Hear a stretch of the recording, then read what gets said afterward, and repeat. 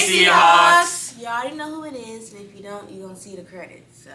Yes, and it is our last Black History Month show, so stay tuned in. Yes, thank you guys for coming along with us on this very educational journey. I hope you guys learned a lot because I know that I did. And yeah, we have a lot more in store for you guys in this episode. So let's get into it. Feel rub, let it on me something. I won't beat it up for something. You're diving out the rub for something. You need to give it up to someone. You need to give love to someone. You need to find what you need to give it up to someone before you end up like. Who's there? I'm coming. Excuse me. Oh, hey, Dada. Hey, can you let me in? You can't just open the door? No, I need you to do it. No, I think you can just open the door. No, you can open the door for me, right? No, there's some stuff going on. You know what? Forget open it, bro. Open the door, Forget though. it, bro. Please?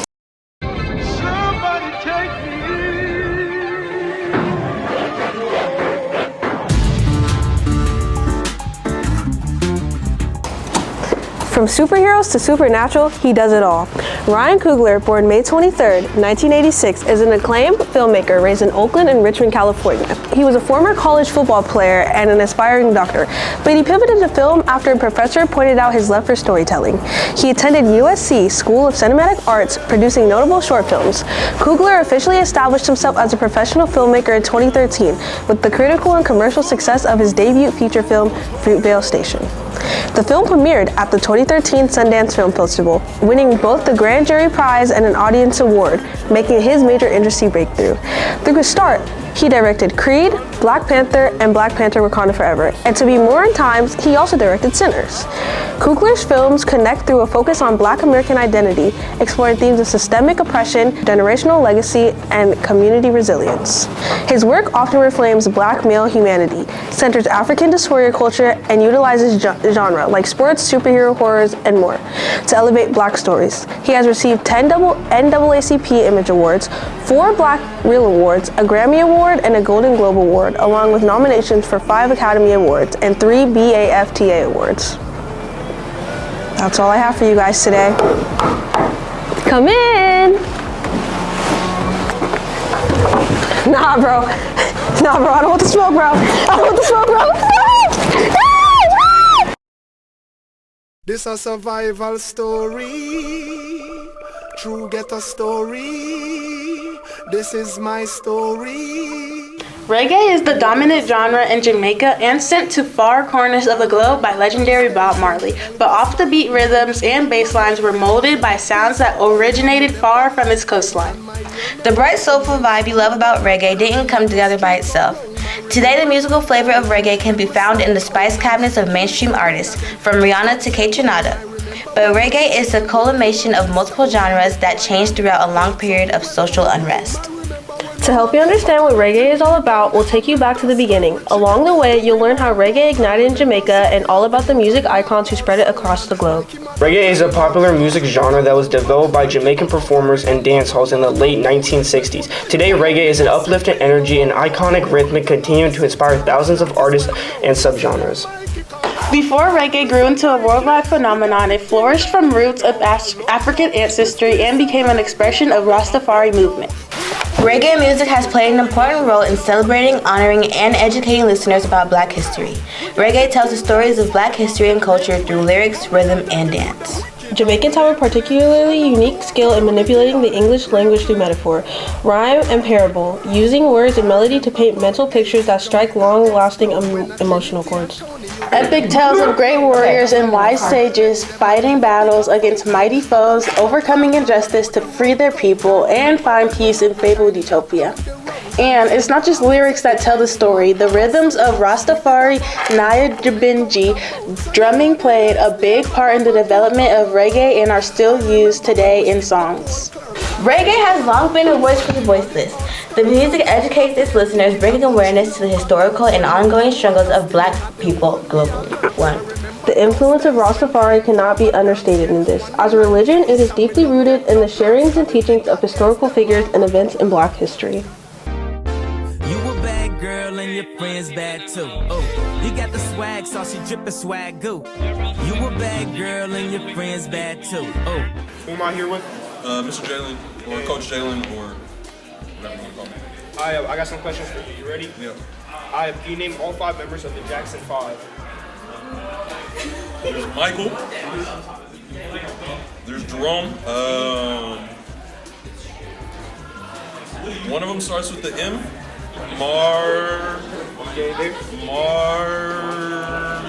Marlon? No. Yeah. Yeah? Yeah. And you got 2 more. Jerome, Michael, Marlon, Tito, Yup. Jay. Yeah.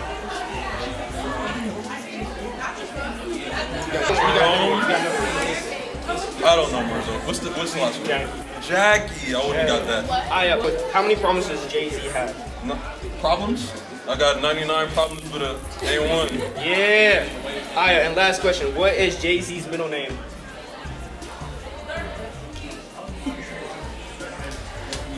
Sean Carter. Sean Carter's middle name is...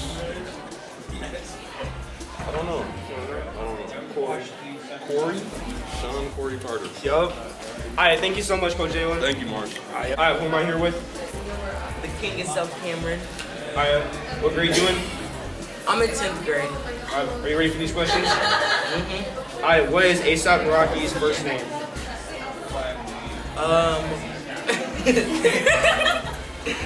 Okay, I'm gonna guess. I don't know. Ricky. You were close. Rakeem. Ooh, see? You were mad close. Exactly, and I didn't even know. Who is the creator of the beauty brand Fenty? Is it Rihanna? Yeah! I thank you so much. Yeah, thank you. Who am I here with? Tevin Rutherford. Alright, what grade you in? I'm in 11th grade. Ready for these questions? Yeah, I'm so ready. Can you name all 5 members of the Jackson 5? Absolutely not. You want to try? Music. Huh? It's music. Music? The people in the Jackson 5? Yup. Michael Jackson? Yup. That's it. Okay, yep. How many problems does Jay-Z have? How many problems? Yup. 99 problems. Yup, there we go. And the last question, what is Jay-Z's middle name?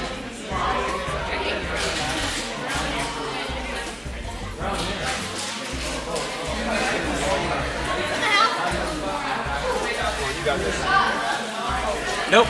I got it. It's Corey. Corey? Yeah. Alright, thank you so much for participating. What's your name? Chelsea Rudy, or Mixed Rudy as I know here. Okay, what is a black musician that you love with a powerful message in your music? Okay, so there's 2 people who came to mind, and the first was actually someone who I don't necessarily actively listen to, but Billie Holiday's Strange Fruit is an incredibly, I'm getting the chills just saying the name of her and that song. An important message, a haunting message. But I also think of one of my really favorite storytelling songs is The Mask by the Fugees. And it's just all about, like, there's this line about this guy that my manager wants me to be telling on people for, we're getting paid nothing though, like, why do you want me to be telling on people we're getting paid nothing? But like, everybody wears a mask, we all gotta survive it. And I think that's where it's like, in the American experience, the Black American experience has been a tool for all of us to understand what it means, to get liberated collectively. That's beautiful. That's beautiful. Alright, next question. How many problems does Jay-Z have? How many problems? Well, according to his song, there would be 99. Yup, that's the correct answer. And Yes. last question about Jay-Z. What is his middle name? I have no idea. You have no idea? What's his middle name? Corey. Yeah. Anyways, thank you so much, Maturity. Hey Seahawks! It's Anaya. It's Marzo. And today we're hitting you guys back up with Blackness Through the Decades. The 90s was an era for black folks in the US, from cross colors to gangster rap, and we can't forget about the political events that went down. Let's get into it.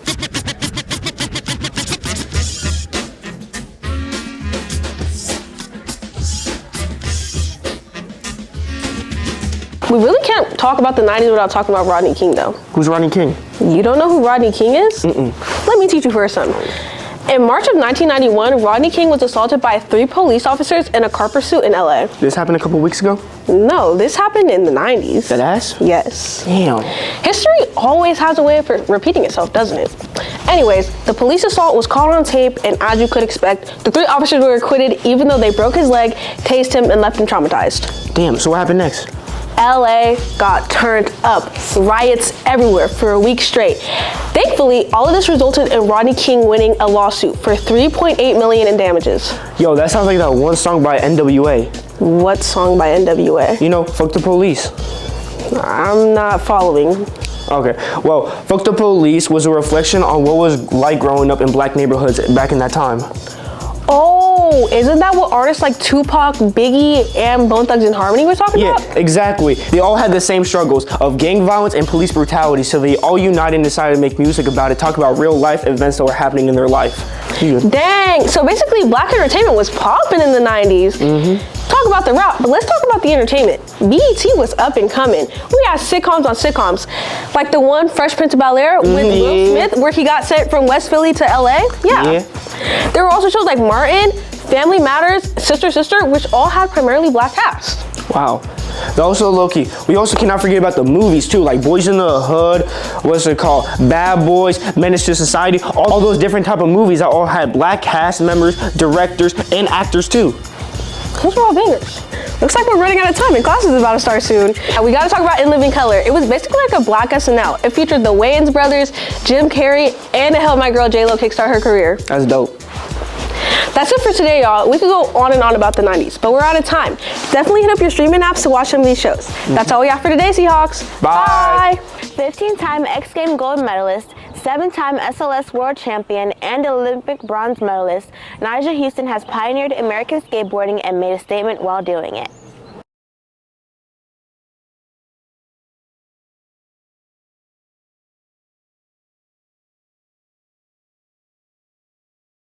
Born in Davis, California, Nyjah was the middle child in a family of 5 and grew up on a strict Rastafarian lifestyle, focusing on becoming a child prodigy rather than school. And through homeschool, Nyjah never went to a real school. Strongly encouraged by his skateboarding dad, Nyjah started skating around the age of 5 and progressed very fast, signing his first sponsorship at the age of 7. By 11, Nyjah officially turned pro with the title of the youngest X Games competitor ever, already under his belt. Now, as the highest skateboarder of all time, Nyjah has made a statement in his sport, and he continues to help the community with his Let It Flow Foundation, a foundation focused on providing clean water and sanitation, as well as supporting local skate parks, renovations, and contributing to natural relief efforts. Nyjah continues to strive on and off the skateboard and has become a role model for young skaters around the world. Hey Seahawks! Thank you guys for helping us close out the Black History Month show at the Assembly. You guys did great. This is our last episode of the Black History Month show. I hope you guys enjoyed it. I know I have. Remember guys, Black History is more than a month. It extends all years. The more you know, the more you grow. Yes, and also make sure you stay tuned for the 4th annual rent party hosted by the Black Studies class. Yes, keep checking the BSU page to stay updated on what we're up to. But on a side note, where's Maya at? Still sick, she says. Are you guys sure she's sick? Because I saw her on a cruise.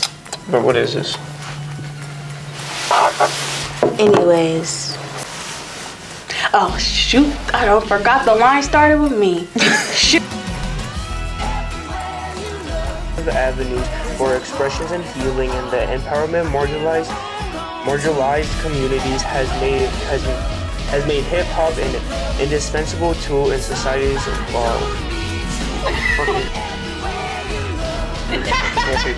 About the Black Power.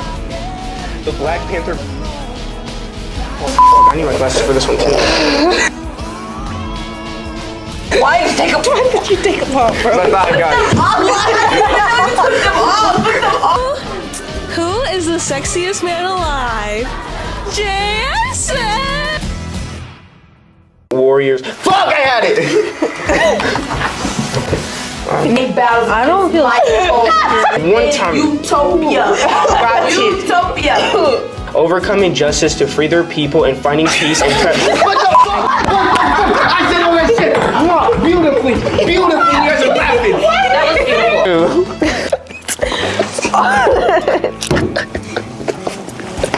No, I'm pouring great, bro. Somebody needs to take Courageous. Somebody needs